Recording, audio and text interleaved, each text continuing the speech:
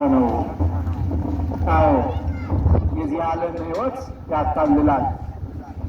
በእርግጥ የሚታየው ላይ ምሮት፣ ለጆሮ የሚሰማው ለስጋ ምቾት፣ ይህ ሁሉ አካል ከእግዚአብሔር ጋር አይደለም።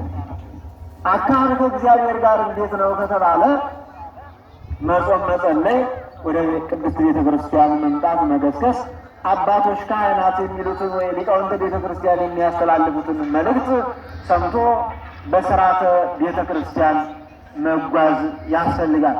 ቅዱስ ጳውሎስ በሥርዓተ ቤተ ክርስቲያን እንዲጓዙ ነው ለአረሚ ለአሕዛብ የጻፈው ይህን መልእክት። አሚን ወመይለቱሰ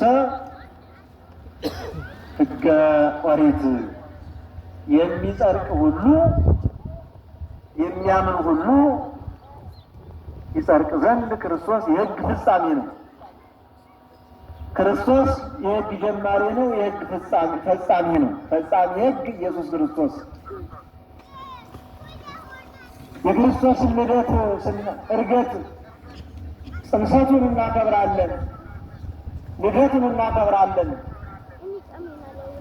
ግዝረቱን እናከብራለን፣ ጥምቀቱን እናከብራለን።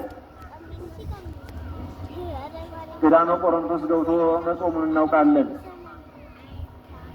መሰቀሉን እናከብራለን። መሞቱን፣ ትንሣኤውን እናከብራለን። እርገቱንም እናከብራለን ማለት ነው። ስርዓት ይህ ነው።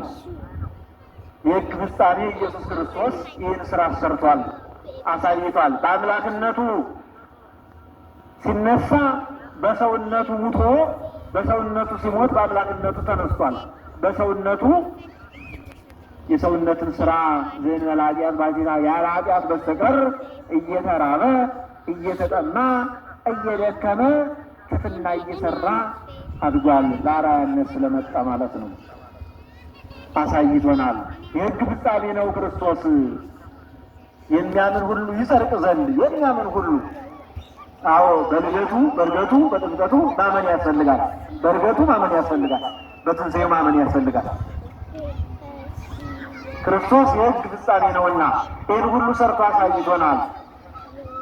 ቅዱሳን አባቶቻችን ዝም ብለው በተመቻቸው ጎዳና እየተጓዙ አይደለም ይህን ቃል የጻፉልን። የክርስቶስን ቃል ተቀብለው